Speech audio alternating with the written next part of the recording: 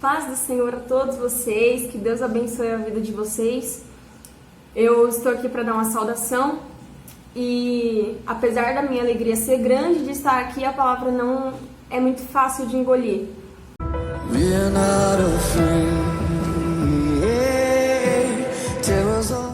O Senhor tem falado muito ao meu coração ultimamente, nesses últimos dias, principalmente de ontem para hoje, a respeito de que evangelho nós temos praticado.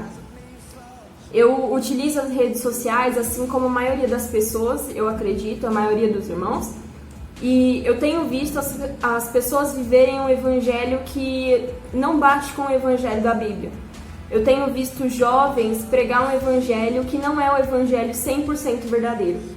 Eu tenho visto muitas pessoas dizendo que Deus é amor, tenho visto muitas pessoas dizendo que apesar dos nossos pecados, Deus ainda nos ama, e tudo isso é verdade.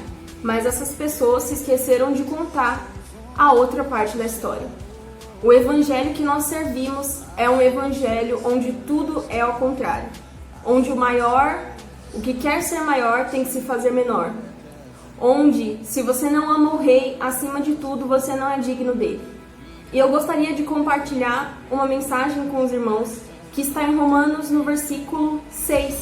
Eu vou ler a partir do versículo 1. Vai dizer o seguinte: um pouquinho antes, no capítulo 5, no versículo 20, Paulo vai dizer: a lei foi introduzida para que a transgressão fosse ressaltada, mas onde aumentou o pecado, transbordou a graça.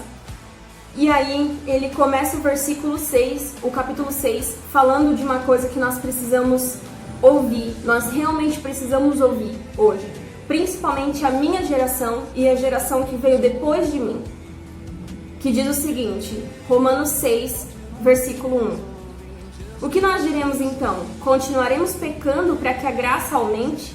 De maneira nenhuma. Nós, os que morremos para o pecado, como podemos continuar vivendo nele?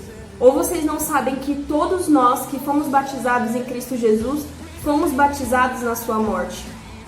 No versículo 11 ele diz: da mesma forma, considerem-se mortos para o pecado, mas vivos para Deus em Cristo Jesus. Portanto, não permitam que o pecado continue dominando o corpo mortal de vocês, fazendo que obedeçam aos seus desejos. Não ofereçam os membros do corpo de vocês ao pecado como instrumento de injustiça. Antes, se ofereçam a Deus como quem voltou da morte para a vida, e ofereçam os membros do corpo de vocês a Ele como instrumento de justiça. Porque o pecado não os dominará, pois vocês estão debaixo da lei, mas debaixo da graça. No capítulo 6 ainda, no versículo 15, ele vai dizer: e então, vamos pecar porque não estamos debaixo da lei, mas debaixo da graça? De maneira nenhuma.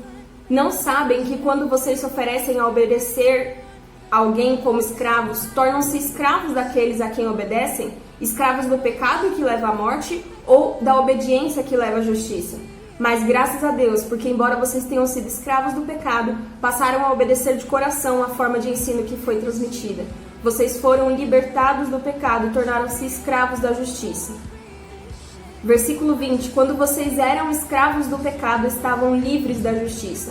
Que fruto colheram então das coisas as quais agora vocês se envergonham? O fim delas é a morte. Mas agora que vocês foram libertados do pecado e se tornaram escravos de Deus, o fruto que colhem leva à santidade e o seu fim é a vida eterna. Por que eu li tudo isso e o que isso tem a ver com o que eu gostaria de falar? Nós temos ouvido muito sobre um evangelho onde Deus nos ama, independente dos nossos pecados. Mas eu também percebo que nós temos utilizado essa palavra, esse trecho específico, como liberdade para não entregar a nossa vida completamente a Deus.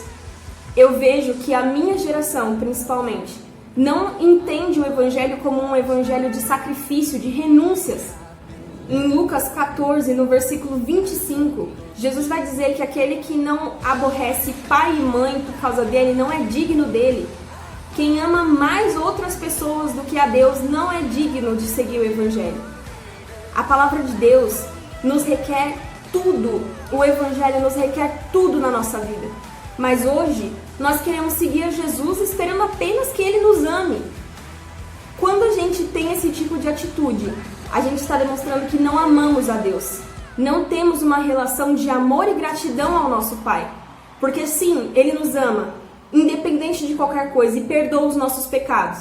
Mas a partir do momento que nós pecamos deliberadamente, só porque sabemos que Ele vai nos perdoar, nós estamos demonstrando que nós não o amamos.